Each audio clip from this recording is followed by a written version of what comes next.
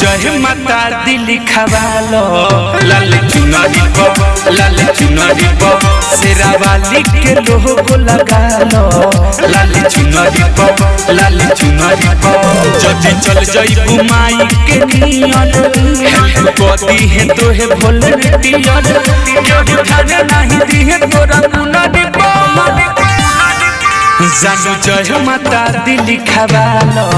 लाल चुनरी पो शेरा वाली के लोगो लगा लो लाल चुनरी पो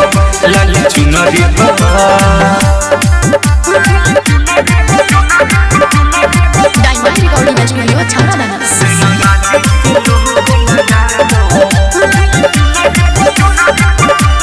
मंदिर के खुलली चरण के धुल के ऊपर नहीं पाई दिसी तरफ हो कोनो दिक्कत ना होई साइड होई सब कोई सब हो जाए के तरफ ए सुनो के मंदिर के खुलली चरण के धुल के ऊपर नहीं पाई दिसी तरफ हो कोनो दिक्कत ना होई साइड होई सब कोई सब हो जाए के तरफ तू तो भूखल बाड़ू नवरात हो हमर कुछ देर ला छूटत साथ हो माई दया पर संगे हमरा सुनरी पो जानू जय माता दिल खवालो लाल चुनरी पो शेरा वाली के लोगो लगा चुनरी पो लाल चुनरी पो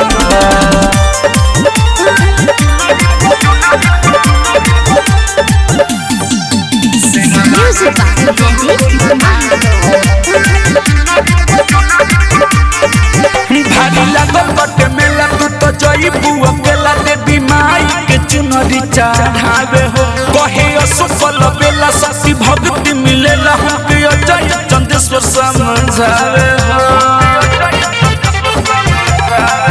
भारी लागल बटे मेला तू तो जइबू अकेला देवी माई के चुनरी चढ़ावे हो कहे असफल बेला शक्ति भक्ति मिलेला हमके अजय चंदेश्वर समझावे हो नाम माई के मनवे में रटो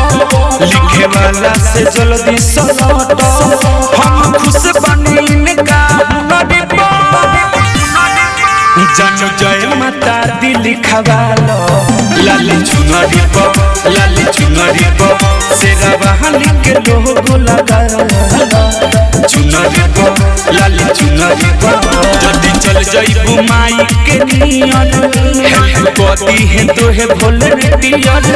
जो खाने नहीं दी है तोरा चुनरी पो